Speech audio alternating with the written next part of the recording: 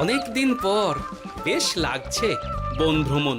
মাঝে মাঝে কাজের ফাঁকে এইসব জায়গায় এলে মন খুব ভালো লাগে। শুদ্ধ বাতাস, মাটির সোনার গন্ধ, পাখির কলতান, আহা।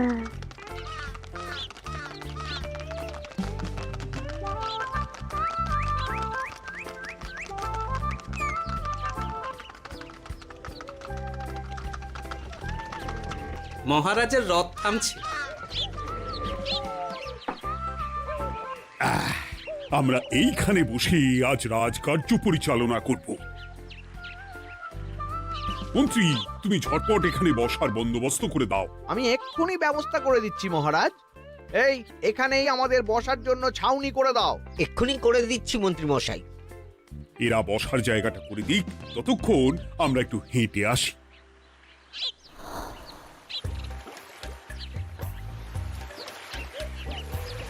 সকালবেলা হাঁটা শরীরের পক্ষে খুব ভালো মহারাজ।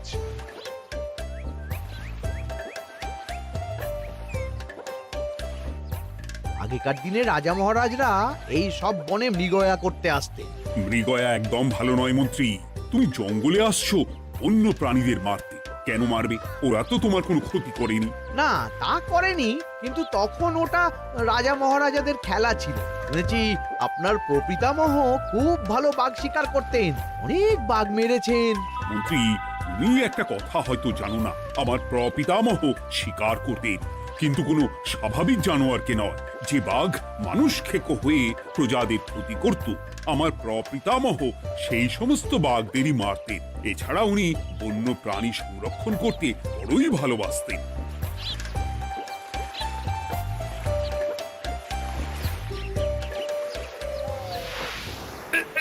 উফ, এটা আবার কি? এই এটা আবার কোথা থেকে উড়ে এলো? কোথাও তো ঝড় হাওয়া কিছুই নেই।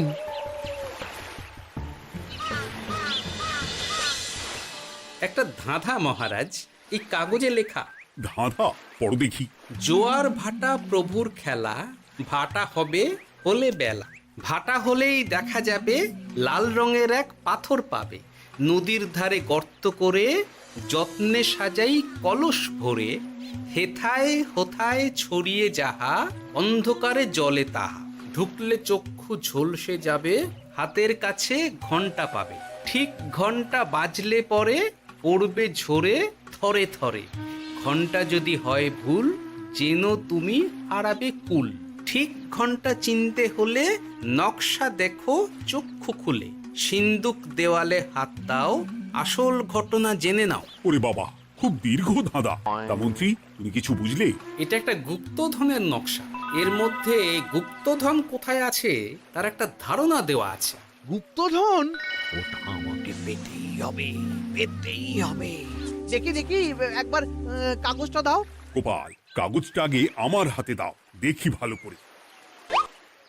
এখন নদীতে জোয়ার চলছে গোপাল। একটু পরেই ভাটা শুরু হবে।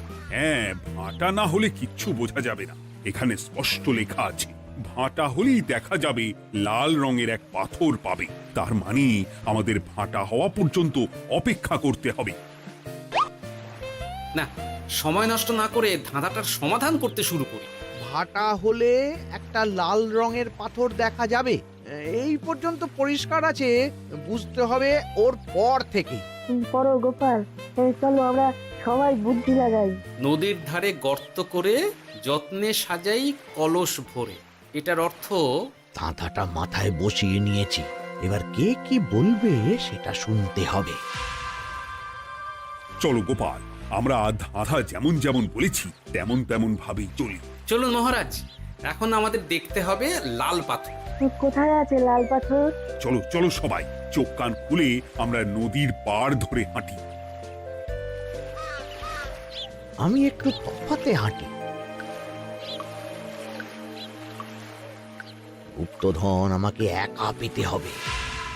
ভাটা হলেই দেখা যাবে লাল রঙের এক পাথর পাবে। আমাকে চোখ কান খোলা রাখতে হবে।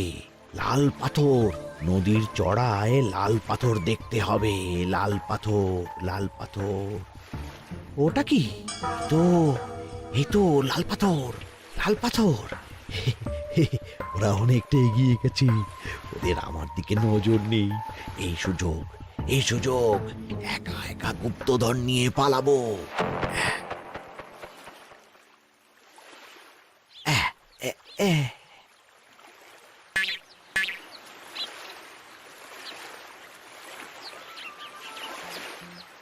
কি গো, আমরা তো হেঁটেই চলেছি, লাল পাথর তো কই দেখতে পাচ্ছি না। আরেকটু হাঁটতে হবে মহারাজ, গুপ্তধন বলে কথা, ওকে আর সহজে ধরা দেয়? সেটা অবশ্য সঠিক কথা। আচ্ছা, আমরা সবাই তো আসছি হেঁটে হেঁটে, মন্ত্রী মশাই গেলেন কোথায়? ও কি যে ঘটে! সত্যি তো, মন্ত্রী কোথায়? ও সেনাপতি, মন্ত্রীকে দেখেছো? কই না তো মহারাজ। তাহলে কোথায় গেলেন মন্ত্রী মশাই? এই জঙ্গলে বাঘ ভাল্লুক আছে, শেষে কিনা বাঘে নিল। হায় হায় হায়, মন্ত্রী গিন্নির কাছে আমি কি মুখ দেখাবো? হুম, বাঘ ভাল্লুকের পেটে যাবার লোক তো মন্ত্রী মশাই নন। ও গোপাল, কি ভাবছো? কিছু তো একটা বলো। এখন আমাদের মন্ত্রী মশাইকেই খুঁজতে হবে। তবে মন্ত্রী মশাই বাঘ ভাল্লুকের পেটে যায়নি। তুমি নিশ্চিত হচ্ছ কি করে? অত পেঁচালো মানুষকে বাঘ ভাল্লুক গন্ধ শুকেই ছেড়ে দেবে, হজম করতে পারবে না। না না না, এখন রসিকতা করার সময় নয়, আমাদের মন্ত্রীকে খুঁজে বার করতেই হবে। কোথায় গেল মন্ত্রী? চলো চলো, গুপ্তধন মাথায় থাক, চলো মন্ত্রীকে খুঁজি। আহ, মন্ত্রী কোথায় গেল কে জানে। একবার পুরো ধাঁধাটা ঝালিয়ে নি। ভাটা হলেই দেখা যাবে লাল রঙের এক পাথর পাবে। ভাটা হয়েছে, লাল রঙের পাথরের মাথায় চাপ দিয়ে গুহার মুখও খুলেছি। এবার এবার নদীর ধারে গর্ত করে যত্নে সাজাই কলস ভরে। এটাই তো ঠিক বুঝতে পারছি না।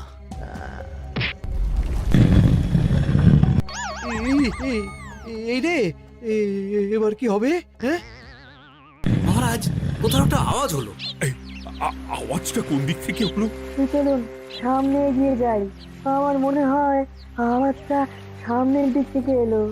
আমারও তাই মনে হলো। তবে কি মন্ত্রী মশাই লাল পাথরের হদিশ পেয়ে গেছেন? আমাদের চোখে পড়লো না, অথচ মন্ত্রী মশাইয়ের চোখে পড়ে গেল। আসলে আমরা কথা বলতে বলতে গেছি, তাই নজরে পড়েনি। মন্ত্রী মশাই একা একা আমাদের পেছন পেছন আসছিলেন। উনি ইচ্ছে করেই আমাদের পেছনে পেছনে আসছিলেন। নিজে একা গুপ্তধন নিয়ে যেতে চেয়েছিলেন, এখন কোথায় আছেন কে জানে।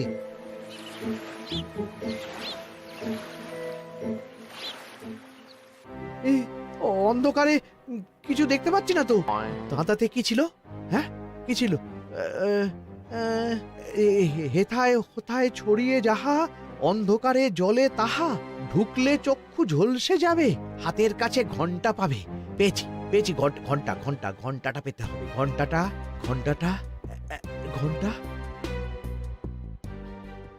ভাটা হলেই দেখা যাবে লাল রঙের এক পাথর পাবে, নদীর ধারে গর্ত করে যত্নে সাজাই কলস ভরে, হেথায় হোথায় ছড়িয়ে যাহা, অন্ধকারে জলে তাহা, ঢুকলে চক্ষু ঝলসে যাবে, হাতের কাছে ঘন্টা পাবে। ঠিক ঘন্টা বাজলে পরে পড়বে ঝরে থরে থরে, ঘন্টা যদি হয় ভুল যেন তুমি হারাবে কুল। ঠিক ঘন্টা চিনতে হলে নকশা দেখো চক্ষু খুলে, সিন্দুক দেওয়ালে হাত দাও, আসল ঘটনা জেনে না। এবারে ভালো করে ঠান্ডা মাথায় ভাবতে হবে। ভাটা হলেই দেখা যাবে লাল রঙের এক পাথর পাবে। সেই লাল পাথরটাই তো খুঁজে পাওয়া যাচ্ছে না, অথচ মন্ত্রী মশাই খুঁজে পেলেন। আওয়াজটা কোথা থেকে আসছিল? এই কাছে পিঠে এই কোথা থেকে আওয়াজটা আসছিল।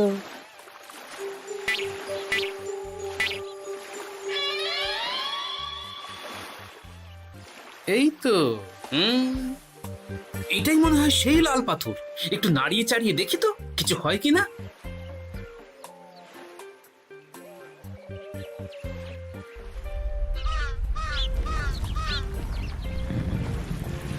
এই তো, কাজ হয়েছে। এই তো সুড়ঙ্গ। আপনারা নিচে নামুন। আপনারা কি দেখছেন সেটা বলবেন মহারাজ। সবাই যদি নেমে যাই, যদি কোনো কারণে সুড়ঙ্গের মুখ বন্ধ হয়ে যায়, তাহলে আর আমরা বাইরে বেরোতে পারবো না মহারাজ। গোপাল ঠিকই বলেছে, আমরা দুজন বাইরে থাকি। মহারাজ আর একটা কথা, কোনো ঘন্টায় হাত দেবেন না, মনে আছে তো? ঘন্টা যদি হয় ভুল, যেন তুমি হারাবে কুল। ওরে বাবা, এই বয়সে আর কুল হারাতে চাই না। ঠিক আছে, তোমার কথাই অক্ষরে অক্ষরে পালন করব। দেখি এই সুরঙ্গে মন্ত্রী মশাইকে দেখতে পাই কিনা। চলুন মহারাজ, সুরঙ্গে নামি। সবাই সাবধানে নামো।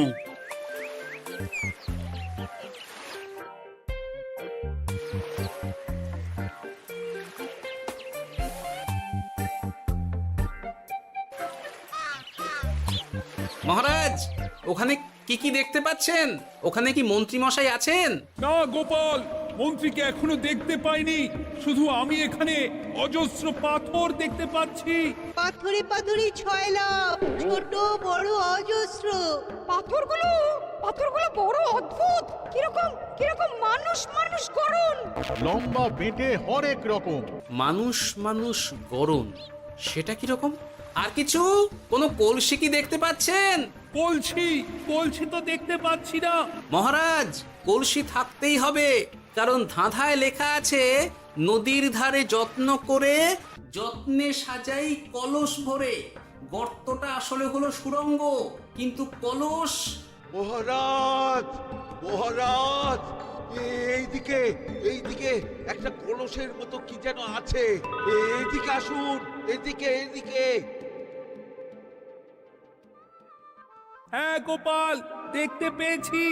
এবার আমি যেরকম যেরকম বলবো সেই রকম সেরকমই করবেন। আমি বিজ্ঞানীকে নদী থেকে জল তুলে পাঠিয়ে দিচ্ছি। পাত্র কোথায় পাবে? আমাদের জল খাবার যে পাত্র আছে সেটা আনতে লোক পাঠাচ্ছি। ঠিক আছে। শুধু একটা কথা বলছি, আপনারা কেউই সুড়ঙ্গের ভেতরে কোনো কিছুতে হাত দেবেন না। কেন গোপাল? সব পরে বলবো, এখন আমি যা বলছি সেটা শুধু মনে রাখুন। সুড়ঙ্গের ভেতরে কিছুতে হাত দেবেন না। ঠিক আছে। প্রহরী, তুমি যাও, যেখানে আমাদের বসবার আয়োজন করা হয়েছে সেখানে গিয়ে একটা জলের পাত্র নিয়ে নদী থেকে জল ভরে নিয়ে এসো। গোপাল, মন্ত্রী মশাই কোথায় গায়েব হয়ে গেলেন? কোথাও গায়েব হয়ে যাননি বিজ্ঞানী, কোথাও গায়েব হয়ে যাননি উনি ওই সুড়ঙ্গের ভেতরেই আছেন। কিন্তু কেউ তো ওনাকে দেখতে পাননি। সম্ভবত পাথর হয়ে আছে। এখন কিভাবে পাথর হয়েছেন সেটা তো আমি বলতে পারবো না। সবটাই স্বপ্নের মতো লাগছে। ঠিক যেন স্বপ্নের মতো লাগছে। এই জীবনে সুরঙ্গ দর্শন হয়ে গেল। আমাদের পাতাল প্রবেশ। পাতালে আসিয়া আমি মনে মনে বলি, গুপ্তধন নিয়ে আমরা যেন সৎ পথে চলি। তোমার এখনো কাব্য আসছে সভাকবি? আসছে মানে কাব্যের সাথে আছে রোমাঞ্চ, করছে গা শীত, হচ্ছি আমি অধীর। মহারাজ, জল দিয়ে বিজ্ঞানীকে পাঠাচ্ছি। কি করতে হবে বিজ্ঞানীকে সব বলে দিয়েছি। তুমি ভেতরে আসবে না? আসবো ঠিক সময়ে। এখন আমি যেমন যেমন বলবো আপনি ঠিক তেমন তেমন করবেন। ঠিক আছে। বিজ্ঞানী, যেমন যেমন বললাম ঠিক তেমন তেমন ভাবে কলসিকে জল দিয়ে পরিষ্কার করবে। মনে রেখো, ধাঁধায় আছে কলসি সাজাই যতন কর। তুমি একটা কথা মনে রেখো বিজ্ঞানী, কোথাও হাত দিও না কিন্তু। ঠিক আছে গোপাল, তোমার উপস্থিত বুদ্ধির তুলনা নেই। আমি যাচ্ছি গোপাল। সাবধানে সাবধানে। মহারাজ, বিজ্ঞানী যাচ্ছে। সাবধানে নামো, সাবধানে। মহারাজ, এই কলসিটা কোথায়? ওই তো, একটু সাবধানে যাও।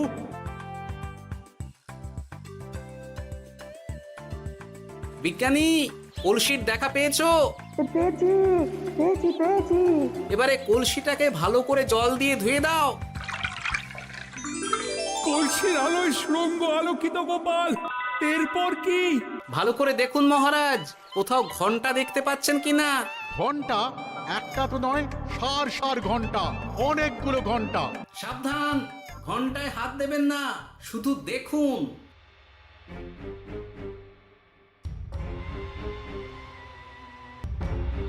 মহারাজ, আমরা গুপ্তধনের খুব কাছে চলে এসেছি।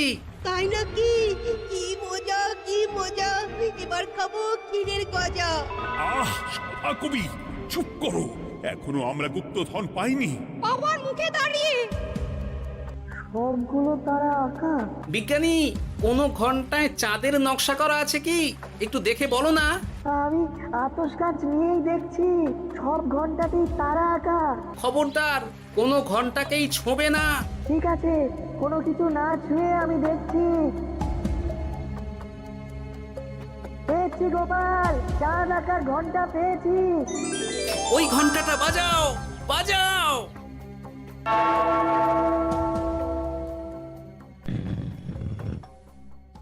গুপ্তধন পেয়েছেন মহারাজ?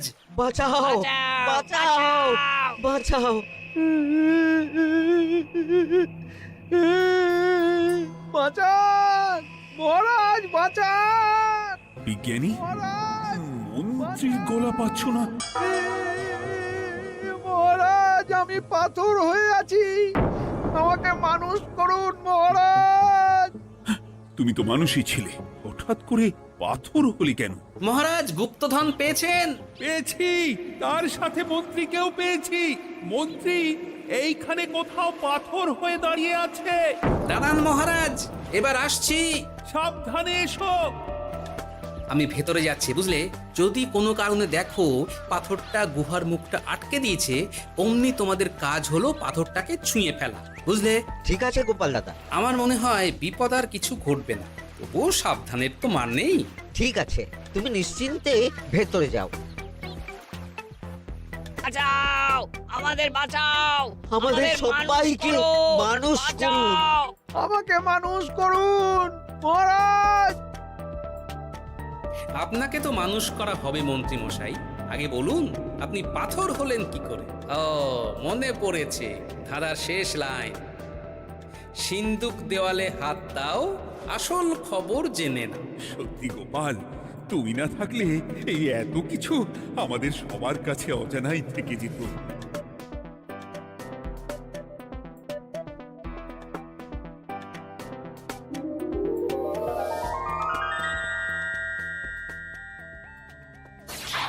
ধন্যবাদ আমাকে মুক্ত করার জন্য। আপনি কে? আমি যক্ষ।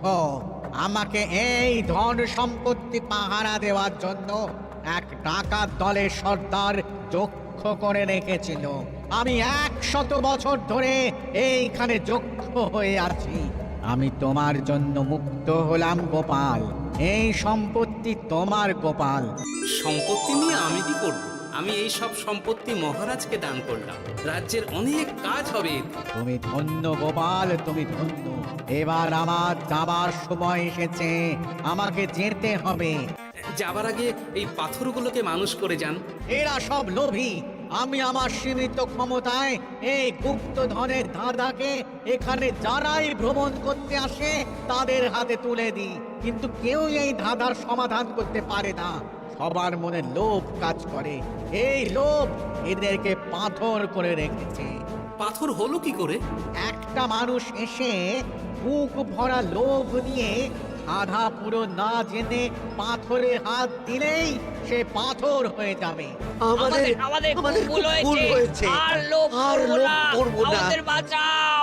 আমাকে মুক্ত করে দিন, আমার খুব ভুল হয়েছে মহারাজ, মুক্ত করে দিন আমায়। তুমি এখানে আগে এসেছিলে, তাই তো আগে এসে ভাবলে নিজেই একা একা গুপ্তধনকে হরপ করে দেবে। এদিকে তোমাকে না দেখতে পেয়ে আমাদের কত চিন্তা হচ্ছিল। যারা লোভী তারা কারো কথা ভাবে না, শুধু নিজের কথা ভাবে। আমাকে আর একটা সুযোগ দিন, আমি আর লোভ করব না মহারাজ। ও, তোমার কথার কোনো দামই নেই। না মহারাজ, আমাকে আর একটা সুযোগ দিয়ে দেখুন, আমি আর লোভ করব না, আমাকে মানুষ করুন মহারাজ।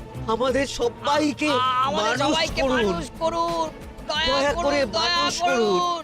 যক্ষরাজ, এদের আপনি ক্ষমা করে দিন। ঠিক আছে, তোমাদের আবার মানুষ করে দিচ্ছি।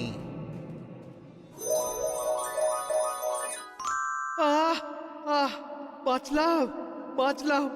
এই রকম বারবার বাঁচা যাবে না, কিন্তু এবার সাপ ব্যাং যাই হবে না কেন ওইভাবেই থাকতে হবে, এই আমি বলে দিলাম। এবার আমার মুক্তি। মুক্তি নেবার আগে আরেকটা প্রশ্ন, যে ডাকাত সর্দার তার সম্পত্তিকে রাখার জন্য আপনাকে যক্ষ বানিয়েছিল, এই সম্পত্তি তো তাদের, আমরা তো নিতে পারি না।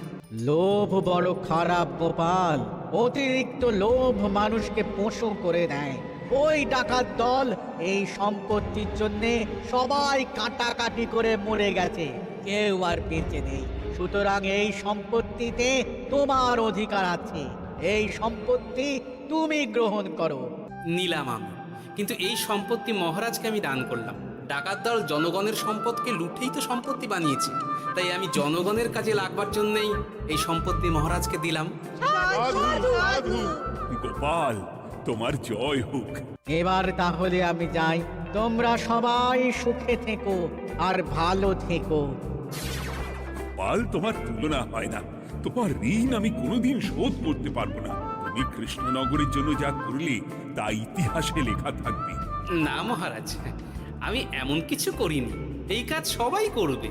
জয় গোপালের জয়, জয় গোপালের জয়, জয় কৃষ্ণনগরের জয়। জয় কৃষ্ণনগরের জয়।